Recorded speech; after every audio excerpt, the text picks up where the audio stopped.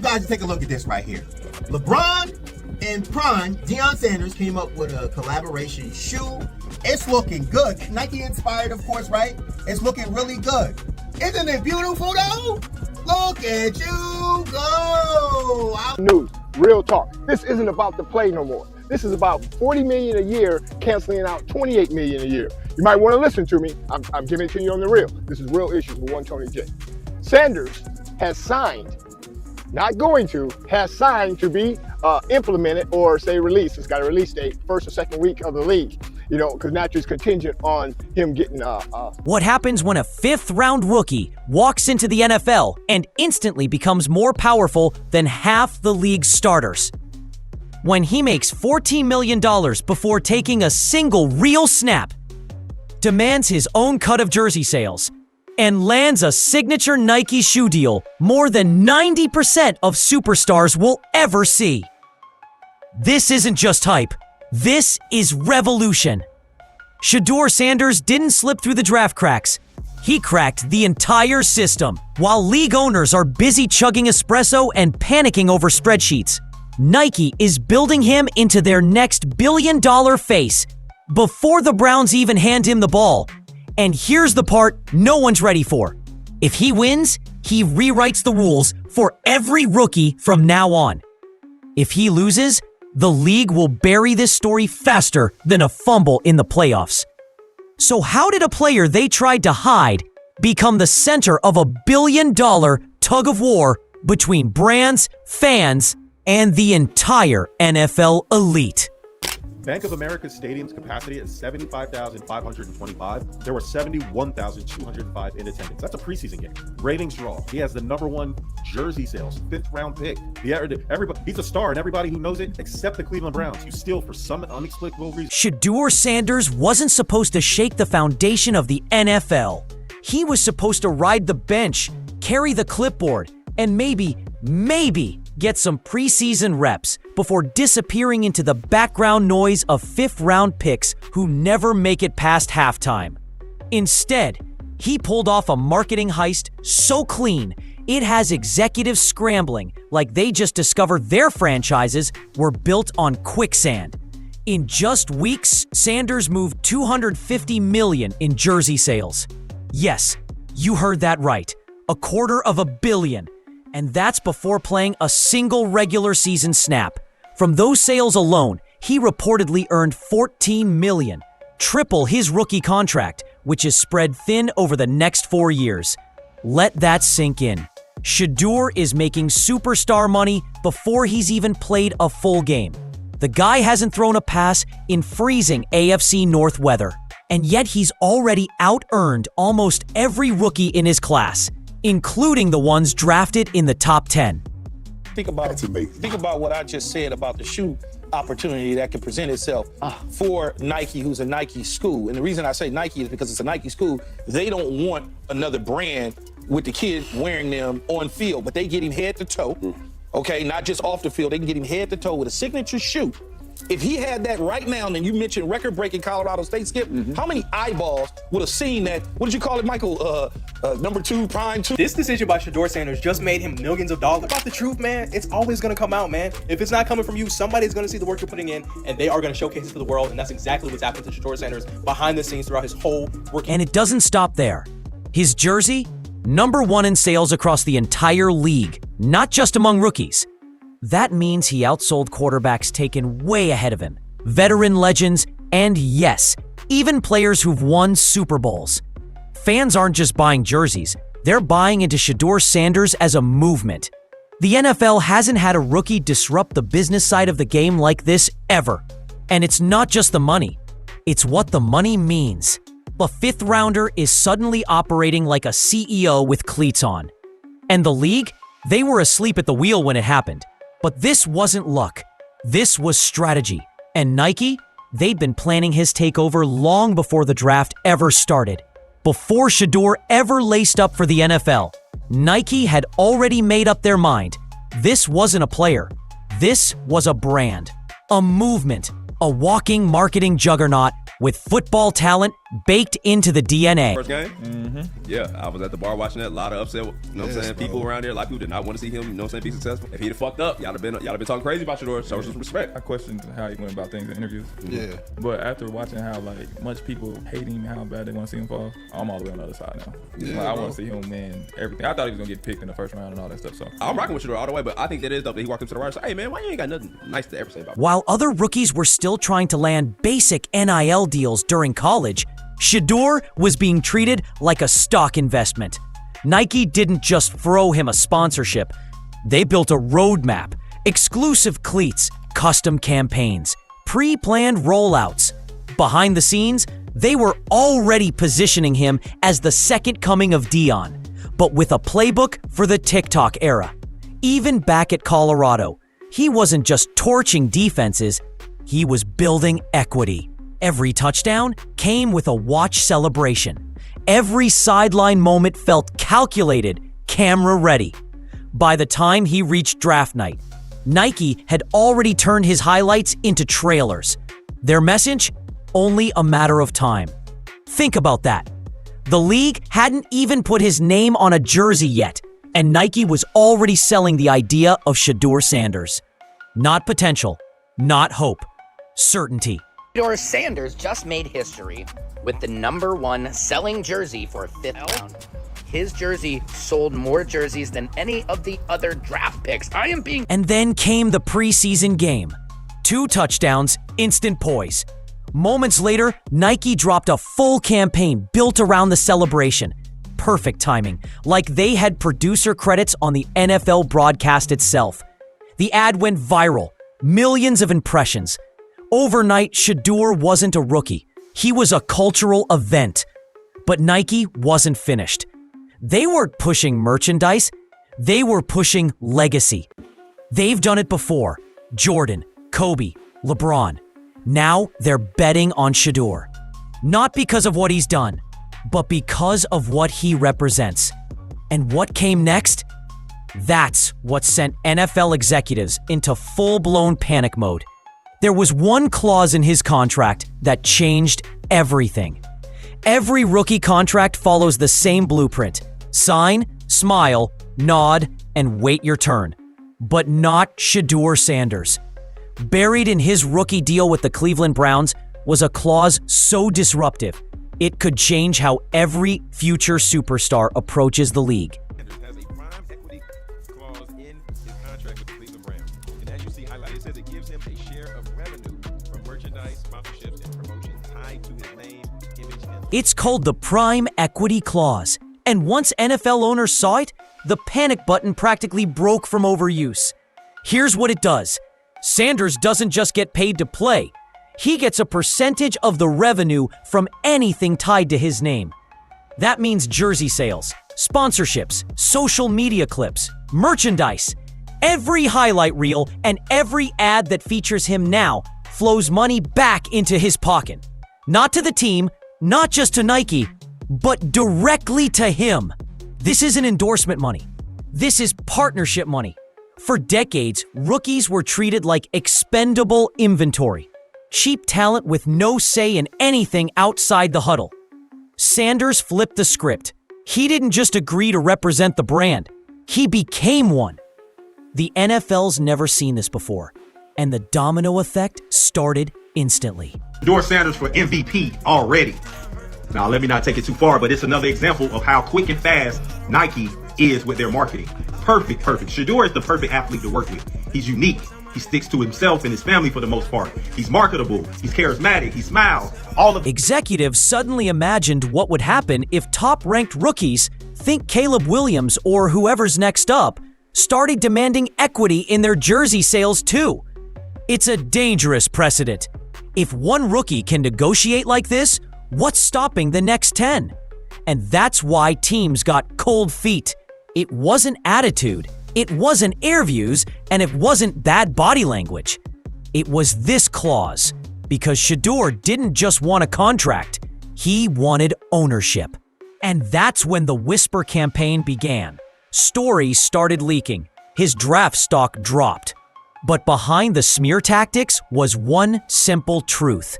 They weren't scared of Shedeur Sanders, the quarterback. They were terrified of Shedeur Sanders, the business. Heading into the 2024 NFL Draft, Shedeur Sanders was projected to go early. First round at best, second round at worst.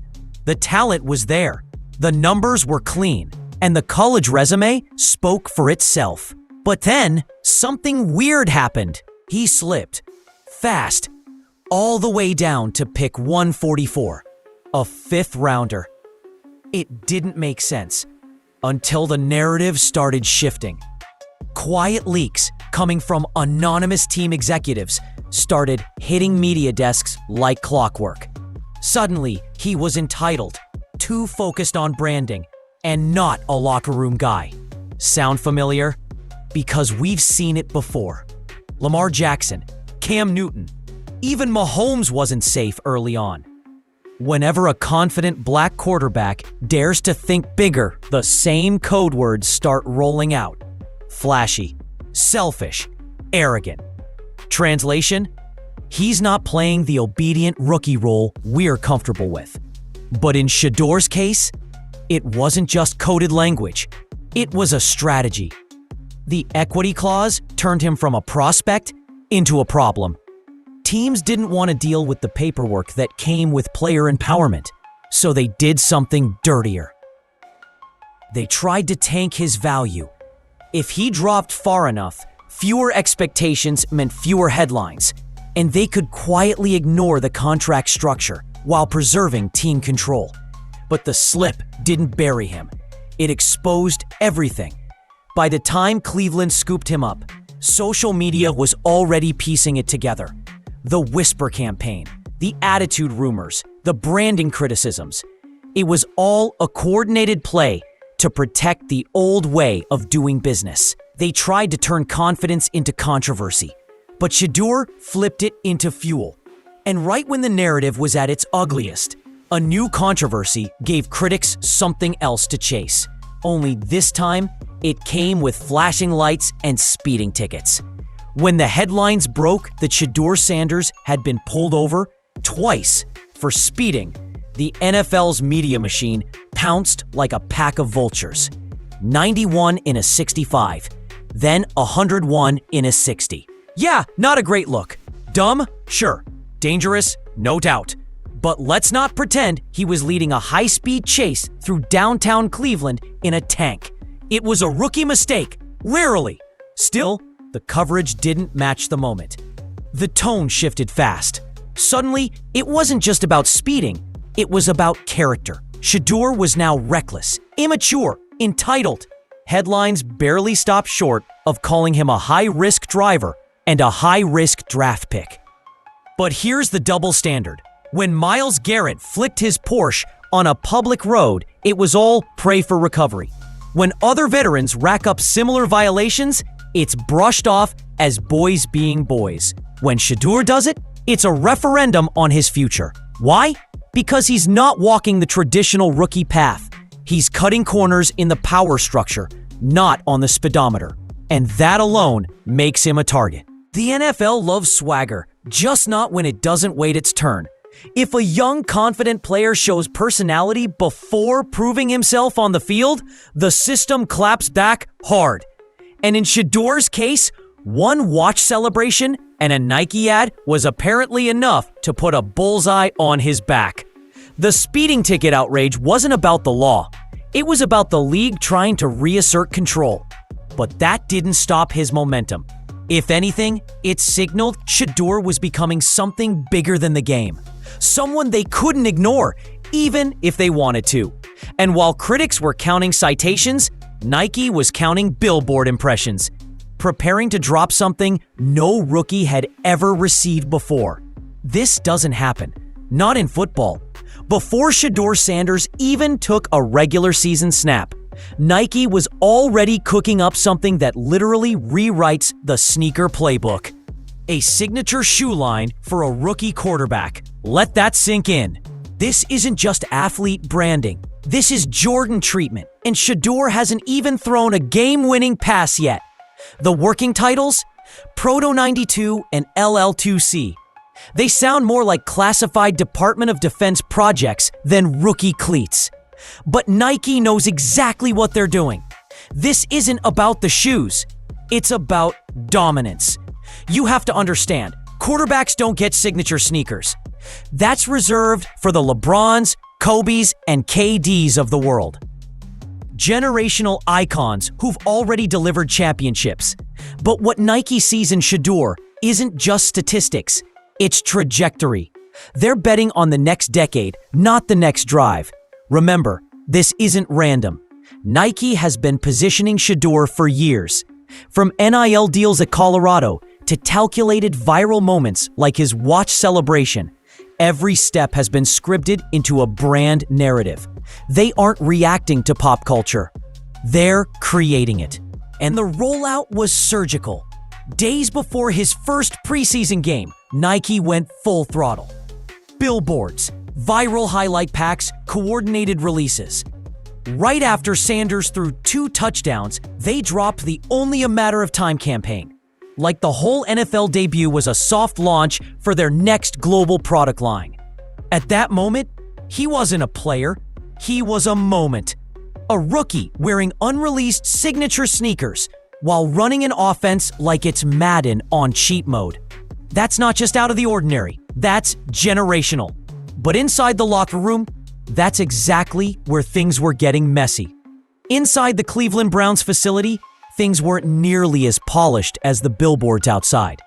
While Nike was rolling out commercials like Shedeur Sanders already had an MVP under his belt, the reality on the field was far more complicated.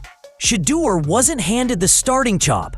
He had to fight for every snap up against veteran Joe Flacco, the NFL's go-to break glass in case of emergency quarterback, and fellow rookie Dillon Gabriel, who looked more like a rookie intern than a threat, but still had coaches whispering promises behind closed doors. And despite outperforming both, with a 106 passer rating in the preseason compared to Gabriel's 66, Shedeur found himself tangled in the oldest game in the NFL, politics. Flacco brought experience. Gabriel brought less ego. But Shedeur brought something the organization wasn't ready for: disruption. Cameras, noise, coverage, pressure, equity clauses. He wasn't just battling for the job, he was battling perception. Then came the injury, a minor oblique strain, just enough to slow things down. Not a major setback, but in the cutthroat politics of the NFL, that one soft tissue tweak gave critics all they needed. Is he fragile? Should we wait on development? Could this whole Nike thing be a distraction? The momentum that had been building for months, viral campaigns, jersey sales, fan hype, suddenly hit a pause button. And in a league as ruthless as this one, pauses invite replacement. But there was a bigger issue burning underneath the quarterback controversy. If Shedeur succeeds, he becomes the blueprint.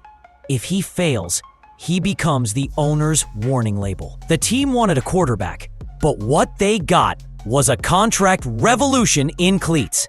And as all eyes turned to his recovery, Nike made their next move. Everything Shedeur Sanders has done so far has led to this one moment, the proving ground. Forget the jersey sales. Forget the equity clause. Forget the Nike campaigns and the viral videos. None of it matters if he can't deliver on the field. Because here's the truth. The NFL doesn't care how marketable you are. It doesn't matter how many kids in Tokyo are wearing your jersey if you can't move the chains on 3rd and long. This league only respects one statistic: wins. And that's what makes Shedeur's situation uniquely dangerous and historic. If he goes out there and balls out, if he leads game-winning drives, wins over the locker room, and earns that starting job outright, he becomes the future, not just of quarterbacks, but of how rookies operate forever. He'll prove you can walk into the NFL with a business model, demand ownership, and still let your game do the talking. Contracts will change. Agents will shift strategies. rookie power dynamics will never be the same. But if he stumbles, if he throws picks, loses matchups, or looks distracted by the brand, he instantly becomes the cautionary tale teens use for the next 20 years. And that's the weight nobody talks about. He's not just playing against defenses, he's playing against a 100-year-old system that doesn't want to be changed. Every pass he throws isn't just a stat. It's a statement, a risk, a revolution. Because Shedeur Sanders isn't just fighting for a starting spot. He's fighting to prove that players can be more than employees, they can be equity. This was never just about football. From the moment Shedeur Sanders entered the NFL, it stopped being a story about talent and became a war over who holds the power. A fifth-round pick with fifth-round expectations walked into the league holding a contract that read more like a Silicon Valley startup roadmap than a rookie deal. And that terrifies the old guard. Owners aren't worried about Shedeur's arm. They're worried about his influence. Nike isn't betting on stats. They're betting on scale. And while team executives are replaying film and pretending it's all about development, there's a billion-dollar marketing machine already rolling, branded, televised, and monetized at every angle. We've never seen a rookie remotely like this. $250 million in jersey sales, $14 million in personal earnings before week 1. Prime equity ownership in everything tied to his name. Media scrutiny, locker room politics, fan obsession, and a signature sneaker line before he's thrown a regular season touchdown. It's not just hype, it's history. And now, the NFL's playing a dangerous game. Because if Shedeur Sanders delivers, then from this point forward, every rookie walks into the league knowing they can ask for more. Not just money, ownership, autonomy, and impact. But if he fails, the league rewinds the clock. The owners win. The dream dies. Right now, Shedeur isn't just the quarterback of the Browns. He's the test subject for the future of sports business. And every snap, with all eyes watching, is one step closer to victory or erasure. So the question isn't whether the NFL is ready for Shedeur Sanders. The real question is, are you?